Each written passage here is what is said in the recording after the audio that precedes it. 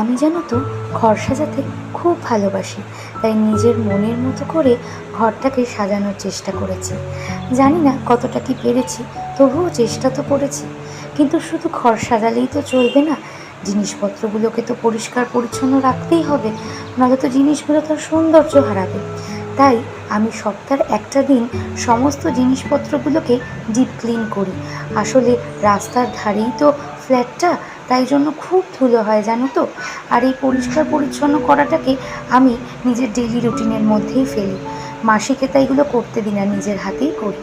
এই যে ফুলদানিটা দেখতে পাচ্ছ, এটা একবারে দুর্গাপুজোয় আমি আর অরূপ ঠাকুর দেখতে বেরিয়ে কিনে নিয়ে এসেছিলাম। এটা আমার খুব শখের জানো তো। আর ফুলগুলো আমি আর মা একবার গড়িয়াহাট থেকে কিনেছিলাম। আমার ঘরে যত ফুল রয়েছে সবই আমি গড়িয়াহাট থেকেই কিনেছি। আজকের ভিডিওটা এখানেই শেষ করছি, আবার পরের ভিডিওতে দেখা হবে। এখনকার মতো টাটা।